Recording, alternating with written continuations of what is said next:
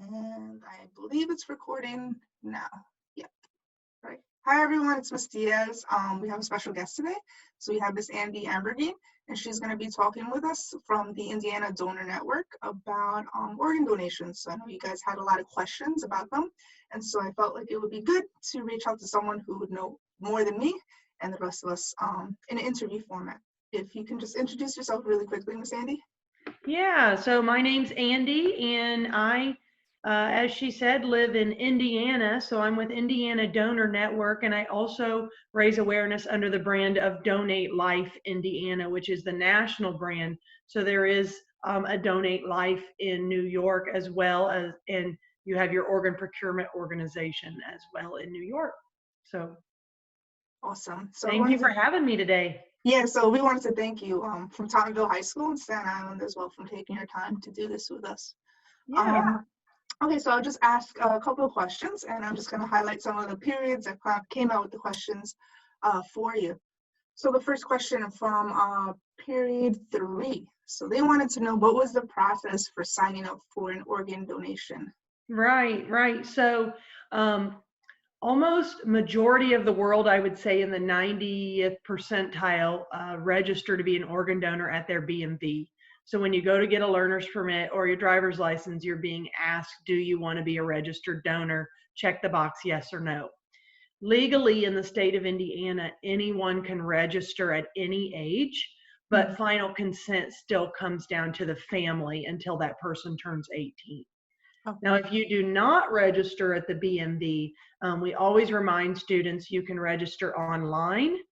So in Indiana, we register at donatelifeindiana.org, but you can also register nationally at registerme.org, which also feeds into your iPhone. If you have an iPhone, on the iPhone Health app, you can go to the Health app and it will ask you if you want to register as a donor there as well. Oh, awesome. Yep, and I pulled it right up. Okay. All right, and so we have another question, I guess, building on that. So they're very interested, I guess, what is like one of the main organs that are needed to be donated, and like what causes people to need, I guess, new organs in general? Right. So the organ that is most in need is the kidney. And there are over 100,000 people right now on the transplant waiting list. There's around 113,000. That number changes every day. But most people, so in the state of Indiana, if you look at over 100,000 in need of a transplant, around 1,300 need a kidney. So that is a lot of people, you know, when you think about how small our state is. Right. And why do people end up needing an organ transplant? That can range from various causes. You can look at genetics. Sometimes it is something that the mother or father inherited and then passed on to their child. There can be birth defects. There can be abnormalities. All of these varying causes. As also, you can think people are looking into the environment, and are there things in the environment that are causing organ failure to be passed on to an infant or toddler when they're born. And so some of those diseases, just to highlight on that, because I know that kind of leads into that question, we talk about with students cystic fibrosis, which is a thickening of mucus on the lungs. And with cystic fibrosis, you know, it's a genetic disorder that somebody can be born with. It was passed on to them, which can lead to a lung transplant. You have diabetes 1, which also people can be born as a diabetic. It's nothing that they did with their diet or the environment. And after having insulin shots for so long, the insulin stops working, and that can lead to a kidney transplant or a pancreas transplant. But there are various other genetic diseases, abnormalities, and birth defects that can cause one to need a transplant. We never can know when this can happen, and so we are always educating about how registering to be a donor, when we are early on in age, we're just identifying that we want to help people when we no longer are here. Right. So I have a quickie like a little thing that just came to my head. I have a cousin who actually has like when he was about, I want to say 19 or 20, he had problems with his kidney. So he had kidney failure. And so for about 10 years, wow, he had to get dialysis done almost on a weekly basis or bi-weekly basis. But he finally got onto a list for organ donor. So that was something that, like, at first, like, our family wasn't very I guess not, they weren't really knowledgeable in the area of organ donation and what had happened to him. So it was very, like, confusing at that time. And I remember there was this misconception, or this kind of like this thing where one of his parents had said, it was like, it's from you drinking too much soda, and kind of like said something like that to him. And he was just like, maybe it is. And then we ended up, all of us getting tested for our kidneys, and then our thyroid gland as well. Yeah. And we found some of us were actually more genetically predisposed, or it was more likely that some of us would actually get kidney failure or have a problem with our thyroid. So we ended up learning that some of these things are caused by genetics and not necessarily by behavior sometimes. So. Right. Yeah. And did he end up getting his transplant? Yeah, this past October. Yeah. Okay. Well, thank you for sharing that. And I'm, so glad to hear, because we can wait for a kidney anywhere from 5 to 8 years because so many people in society need a kidney. Right. And so it's just one of those things that we know having more registered organ donors is going to help in the long run, because we know with more donors, then we have the ability to save more lives. So dialysis is that bridge of hope for a kidney patient. But if you think about a heart patient or a liver patient or a pancreas, small intestine, there is no dialysis. There is no bridge to allow that patient to continue to wait. When medications stop working, those become even higher and more dire need, because there isn't dialysis to remove the toxins, to help like they do for the kidneys. Right. I would, I always thought of that. I was like, wow, so we waited 10 years basically for that. Wow. So we're very lucky. I mean, a lot of us did our tests to see if we matched him as well. So that was another thing that we did. But it was just one of those things that, like, you never thought that you would need an organ in your family, and then when it does come to you, it's like, oh wow, this is something that everyone needs to be aware about as well. Yeah, and with you guys all getting tested, obviously for your students, living donation is becoming a bigger priority because we can donate a kidney and still live a fully functional life. In fact, Selena Gomez, actress, singer, her best friend donated a kidney to her, and Selena was removed from the transplant waiting list. She didn't have to wait the 5 and 10 years for a match, because we can't ever determine a donor. We don't know when somebody is going to be able to be a donor and if their organs are going to be able to be viable. So living donation, the ability to donate one kidney, a partial liver, a partial lung lobe, to save somebody's life, and you both still are alive. It's another way to give a second chance. And that's pretty awesome. I like when I think about organs, like parts of our body where we can just give a piece of the organ and not give like the entire organ and still live with only like a certain like part of it. I think is pretty cool. And I didn't know that about lungs. You can like actually just donate a lobe, you said? Yeah, you can give a partial lung lobe. And the lung, though, is not like the liver, which will regenerate through mitosis. But the lung, because we do have two and there are different lobes, they are able to remove a part of that. Now, a living donor for a lung lobe, that won't always help the recipient. Sometimes the recipient's lungs are so far damaged that they actually need that double or single lung full transplant from a deceased donor. I see. Thank you for that. Yeah. Let me think of the next question. So you kind of went into period 4, are people born with bad organs? I guess the follow-up would be what happens, I guess, when people do get an organ transplant and the organ gets rejected. So right. Briefly explain. Yeah. And so, we always tell students that a surgery is a surgery, and that is something that going under for doctors to be able to work on you is always something scary and something to think about. But there is going to be a healing time, and doctors are going to have to work with your medication. There's going to be hospital time. There's going to be physical therapy for your body trying to become acclimated to this new organ. And, all of the blood now running to this new organ that is supposed to be working. Well, the first thing the body's going to do is the immune system is going to try to fight or reject that organ. It is going to fight it off because it thinks it's an ailment, it's a disease, because it is a foreign body. And so what the doctors do is they're going to give you these immunosuppressant medications. And those immunosuppressants, the easiest way to describe it they are trying to hide the organ so that the body doesn't identify it as a foreign object.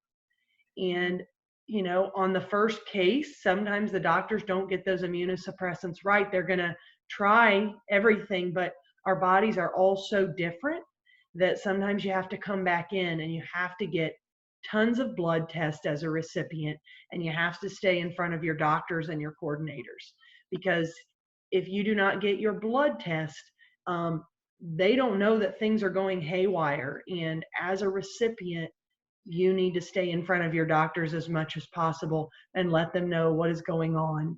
And immediately when you start showing signs of rejection, whether that means you're feeling really sick, you're getting clammy, you're getting sweaty, you don't have any energy, even though your body has gone through surgery, you should still be starting to feel better. Then recipients call their doctors right away, and doctors can typically find a way to change up those immunosuppressants and make the patient start to feel better again. Okay. Awesome. I like how you said that immunosuppressants essentially just hide the organ. That's a good way of putting it. Do you know, is there a time frame as to how long people take immunosuppressants for? Yeah, so typically we say a recipient will take an immunosuppressant for the rest of their lives. Oh, wow. However, I have an advocate recipient that comes and speaks with me. She talks about before her pancreas transplant how many medications she was on. Because her pancreas was failing, she was on 20-something medications. She came out after that surgery and she started on maybe 15 to 16 medications, immunosuppressants, but now she's only down to 4 or 5. And, she talks about the fact that her life was saved. She's willing to take as many immunosuppressants as she has to the rest of her life because she gets to see her grandkids. She got to see her daughter, graduate from high school. She gets to walk 5Ks. And before then, she was on the couch 15 to 16 hours a day. Oh, wow. Oh, wow. Yeah. That's so crazy that just having one organ replaced can just change someone's lifestyle so drastically too. The things that we take for granted, just one organ. And you said it was her pancreas too, right? Yeah. And I don't know if students know this, but just additionally adding, often doctors will leave the old pancreas and the old kidney that is non-functioning inside the body. They will transplant the new organ, and then they will reconnect the arteries and veins to only the new working organ from the donor. The old organ, will stay inside the body, which becomes kind of interesting if you think about when you go through the X-ray machine at the airport. They see that organ inside their body, and it's like, wait, what is that? And they have to actually show their transplant paperwork. But the reason they leave that organ in is because of the idea behind a bacterial infection of removing that organ and having to create another scar and more stitches. Why not, if we have the space to put maybe the new kidney in front in the abdomen area, reattach the arteries and veins, that might be safer than removing the 2 non-functioning kidneys. Oh, wow. That's pretty awesome. And the doctors figured that out, that was actually better. Yeah. I guess the less the less you mess up the internal organs, the better it is, you know. Yeah, that's how I kind of see it. Awesome. Thank you. That was pretty cool. Let me see. You kind of answered, I'm going to go into period 5. So you went and you answered which organ gets donated the most, which is the kidneys. And yeah, one fact I guess they really wanted to know was how many, or if you knew the percentage of teenagers that get a transplant every year in the United States or Indiana or. Right. Yeah, that's a really good question. The way I went about answering this is a little bit different, but I hope it helps. So there are about 1,900 people on the transplant waiting list that are under the age of 18 right now. So Oh, you wow. can say almost 2,000 people under 18. So that's teenagers, infants, toddlers that need a transplant. With that 2,000, you really can't answer how many teenagers are being transplanted because you don't ever know when a donor is going to become available. Right. And you have to look at the matching factors. So when we look across the nation, let's say there's a transplant recipient who is waiting in New York. Well, number one, we would need a donor to be in close proximity to New York because once the organs are recovered, they have to be transplanted in a certain amount of time. The heart, the lungs, and the small intestines can only be recovered and transplanted within 4 to 6 hours for them to still be viable. Oh, wow. And so with that being said, the donor is going to need to be in close proximity. The donor is going to need to have a matching blood type to the recipients. The status of the patient is going to become very important. How severe are they? Because we want to save somebody who is severe. Everybody on the transplant waiting list is severe, but we're all kind of given a score as to how sick we are. We're given a status at the hospital, and a 1A would mean a patient is waiting at the hospital because they are too sick to live at home. And so all of these factors are looked at. And so we can't really say this teenager is going to be transplanted next because there might be somebody in that same area that has become sicker and needs that transplant sooner. We also don't know if all 8 organs are going to be viable from that donor. Right. Depending on the accident or the stroke or the aneurysm, what organs were affected and what is the quality of the 8 organs. All of those play a role. Wow. Well, it's kind of like I don't know if I'm misinterpreting this. It's kind of like a triage kind of like patients and just I guess seeing what the situation is as a whole, what's best and who works best and what situation distance wise and health wise.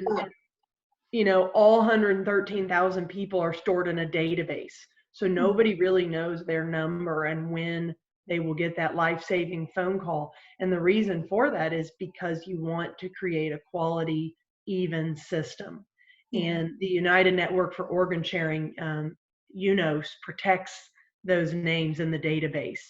And once a donor becomes available in Indiana, then our Indiana Donor Network is trying to create a match because we know there are people in our community that need a transplant. Same thing for New York. You know that your organ procurement organization is doing the same thing. You have all these people that need a match, and you've got to look at the 113,000 and try to figure out who is going to get that next organ transplant in the most even, plausible way, but also understanding that there are very severe patients. And their identities are all protected in that United Network for Organ Sharing to make it even. That must be a really tough job to have as well, I'm sure. Yeah, I would imagine working there is, it's all about life saving though. And I think you having me speak today, it truly is. I tell everybody, I go out in the community, I'm a former teacher. This is a life-saving message, and if I can get students and families to educate one another on this topic, we have the ability to, hopefully decrease that waiting list. Yeah, awesome. I'm just like seeing if I have my ID card or not. And I do, yes. And I do have my New York State ID card, so I wouldn't cover the essential information, but I do have the little organ donor thing on it. Yes, you do. Yeah, we use the heart as well on our license in Indiana. So thank you. Thank you for being a registered donor. I think, yeah, the next step is always educating them, that next person, because as you said, when we first started talking, this is such an unknown topic. And often, it can become very scary to parents and families and guardians to think about having the discussion.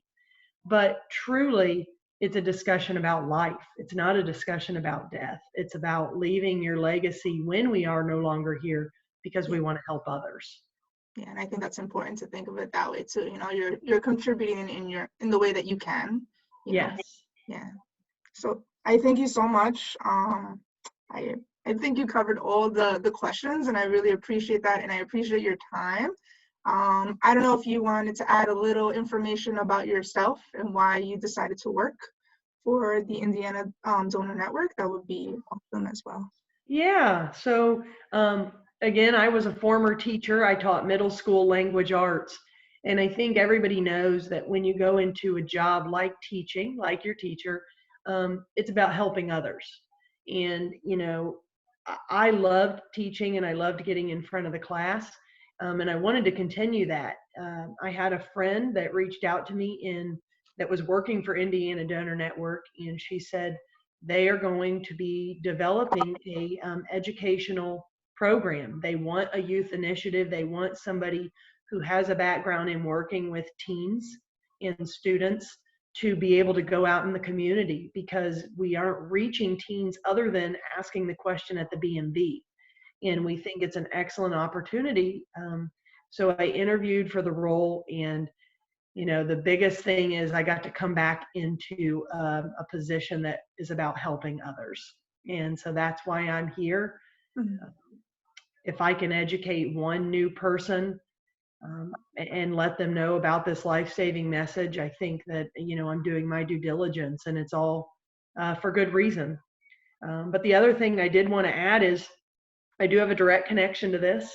I have a tissue from a donor in my left knee. I tore my left anterior crucial ligament. So we have ligaments ligaments and tendons throughout our body. They give us mobility. College basketball, I tore that ligament. Ligaments are like rubber bands. If you work them out too hard, and yes, I did way too many sports. That ligament stretched so far, and I ended up needing a transplant in my knee. They could have used my own tissue, which would have been called an autograft, but they decided to use donor tissue. My doctor down in Kentucky, which is where I played, was very interested in using allografts, and that tissue now has been kicking. I have been able to complete a half marathon, continued to play basketball. Yeah, so I've had that tissue for over 20 years now. Awesome. That's an incredible story. What position do you play? So I was a small forward. Awesome. So I was in there boxing out and grabbing rebounds. I was not that good of a shooter, but I could grab a rebound like no other. Yeah. Hustle. Yeah, it's an aggressive position too. Yes. Awesome. Well, I thank you again, Andy. Appreciate all your time. It was nice getting to talk with you and having my students listen from another perspective, especially someone that's much better versed in this than me. I teach it, but I can't say that I actually know it thoroughly and understand it as well as you do. So I really appreciate your time and doing this. So I hope you stay safe in your house, and thank you again. Well, thank you. Yeah, and if they have any other questions, feel free to reach back out to me, and I'm happy to write those down. So thank you very much for your time. Thank you. Stay safe. Bye. Bye-bye.